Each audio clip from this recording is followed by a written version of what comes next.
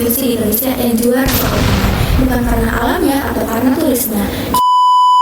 Hello everyone, perkenalkan nama saya Dewi Erlina dengan NIM belakang 084. Pada video kali ini saya akan menjelaskan mengenai stabilitas pangan. Indonesia dikenal sebagai negara agraris, tapi tahu nggak sih, nggak semua wilayah di Indonesia itu memiliki ketahanan pangan yang kuat. Tapi ada satu provinsi di Indonesia yang juara soal pangan, bukan karena alamnya atau karena turisnya. Kira-kira provinsi mana ya yang dimaksud? Yap, betul, Provinsi Bali. Di tahun 2023, Bali mencatat indeks ketahanan pangan tertinggi di Indonesia. Kira-kira apa sih rahasianya? Yuk kita bahas bareng-bareng. Sebelum membahas mengenai stabilitas pangan di Bali, di sini saya terlebih dahulu menjelaskan mengenai stabilitas pangan. Apa itu stabilitas pangan? Stabilitas pangan merupakan kemampuan suatu wilayah untuk menjaga pasokan, konsumsi, dan distribusi pangan secara berkelanjutan. Dalam stabilitas pangan ini berkaitan dengan 3 pilar ketahanan pangan, yaitu yang pertama ketersediaan, dan yang kedua aksesibilitas, ketiga pemanfaatan. Nah, dari ketiga pilar tersebut, di Provinsi Bali ini ketahanan pangannya unggul dalam semua aspek. Menurut data resmi dari Badan Ketahanan Pangan dan BPS, Provinsi Bali ini meraih IKP tertinggi di tahun 2023, yaitu mencapai 87,65 poin. Dan Provinsi Bali juga meraih prevalensi kekurangan gizi yang terendah, mencapai 3,77 poin. Nah, bahkan Kota Denpasar ini tuh dijuluki sebagai kota ketahanan pangan terbaik se-Indonesia. Apa sih rahasianya Bali sehingga mendapatkan predikat ketahanan pangan tertinggi di Indonesia? Mari kita bahas. Salah satu kunci penting dari stabilitas pangan di Bali adalah aksesibilitas. Proses dari distribusi pangan di Bali ini berjalan dengan lancar. Dari petani ke pasar, dari distributor ke konsumen. Jaringan infrastruktur dan transportasi di Bali sangat baik, bahkan sampai ke desa-desa. Hal ini tuh membuat harga pangan di Bali itu menjadi lebih stabil dan gak mudah naik turun secara drastis. Apalagi didukung oleh pasar induk, sistem logistik, dan pengawasan harga yang aktif. Salah satu kunci keberhasilan dalam menjaga stabilitas pangan di Bali yaitu dengan meningkatkan aksesibilitas fisik melalui sistem pertanian yang tertata rapi yang bernama subak. Subak merupakan sistem irigasi tradisional Bali yang sudah ada sejak abad ke-9.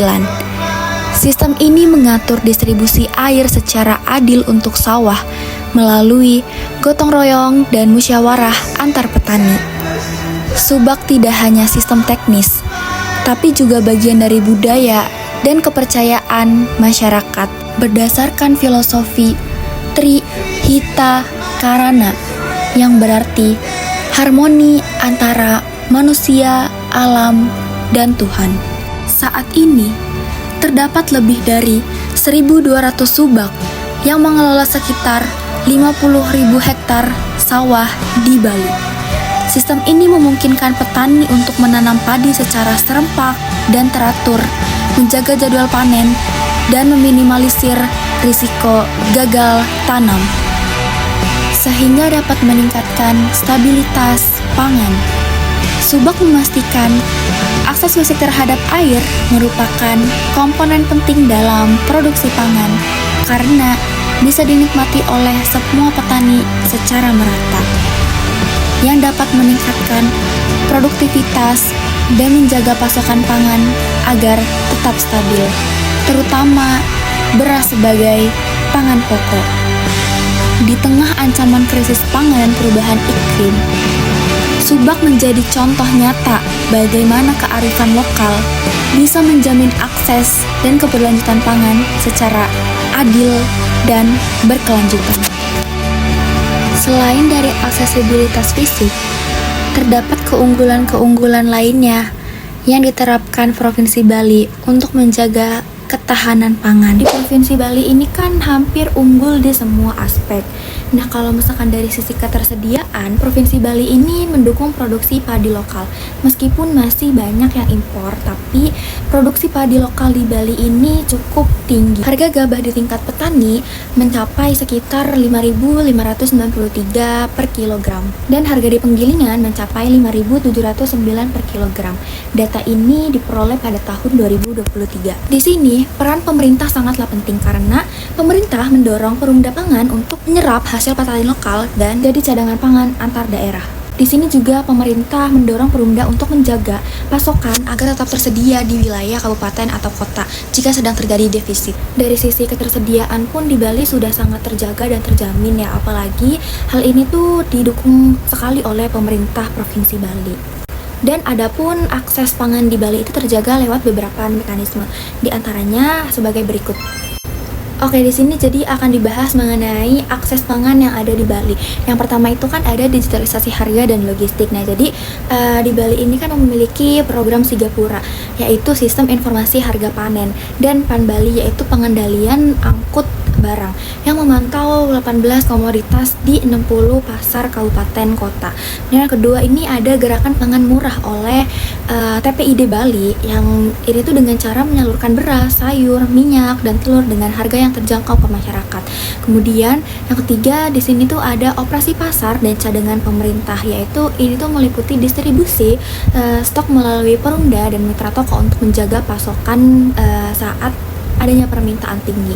Dan yang terakhir di sini ada distribusi rantai pasok lokal, yaitu dengan memperpendek rantai dengan memperkuat penggilingan padi lokal dan mempercepat efisiensi distribusi sejak hulu hingga ke konsumen. Oke, di sini kita bisa melihat data harga penjualan beras di bulan Februari 2025. Nah, di sini ada beras medium, harganya tuh rata-rata 14.246 per kilogram. Nah, di sini tuh ada harga stabilisasi, yaitu mencapai 11.531 sampai dengan 12.500 per kilogramnya. Jadi, aksesibilitas yang diterapkan di Bali tidak hanya subak saja, tetapi juga untuk menjaga stabilitas pangan di Bali perlu melakukan mekanisme aksesibilitas yang sudah saya sebutkan. Di dalam menjaga ketahanan pangan di Bali, nggak hanya berpatok kepada 3 pilar yang sudah saya sebutkan tadi, melainkan juga di sini pemerintah memiliki kebijakan yang cerdas untuk mengatur ketahanan pangan yang ada di Bali. Untuk itu, saya akan membahas kebijakan-kebijakan cerdas yang dibuat oleh pemerintah sebagai berikut.